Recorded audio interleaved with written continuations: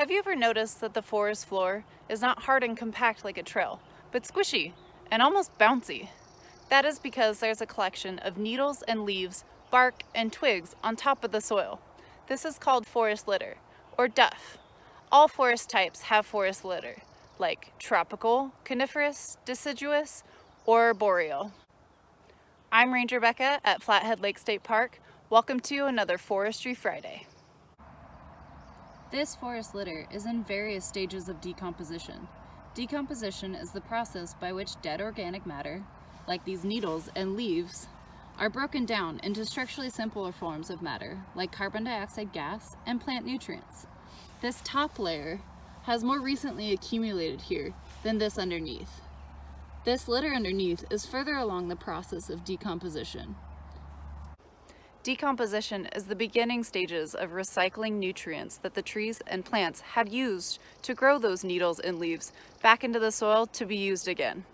These nutrients are recycled by decomposing organisms like fungus, bacteria, beetles, and worms.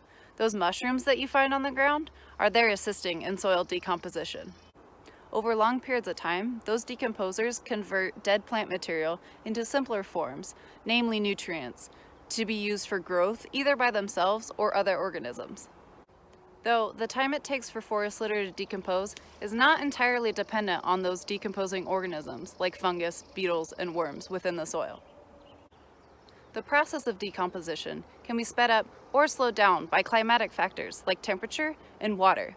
In the rainforest, decomposition is relatively quick due to warmer temperatures and lots of rainwater. In forests like here at the park, decomposition takes a lot longer due to our colder winters and the fact that a lot of the precipitation we get is in the form of snow, which stays frozen until spring melt. Like many animals in the winter, decomposers become less active in colder months. Additionally, wet soils can become frozen, making decomposition difficult. Picture yourself trying to dig through frozen ground. It may not be easy and you might not be successful.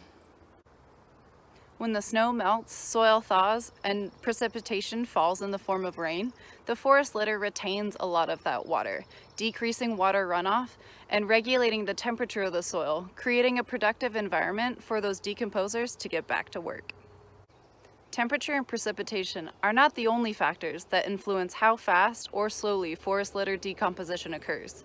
In many forests, fire influences this process. As previously mentioned, forest litter retains water and helps maintain consistent soil temperatures, encouraging decomposers.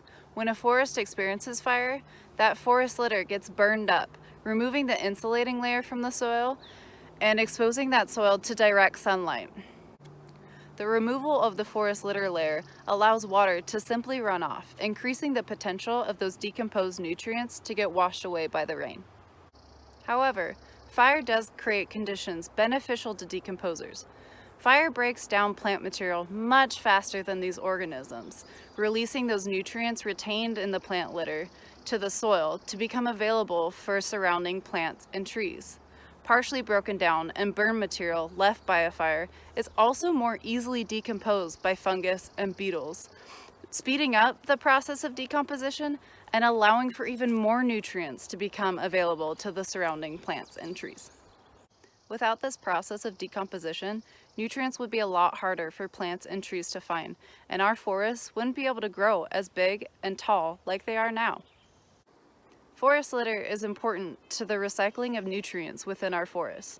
Fire, temperature, water, and the presence of decomposers all play important roles in the decomposition process, allowing those nutrients to be recycled back into the soil for the continued growth and survival of our forests.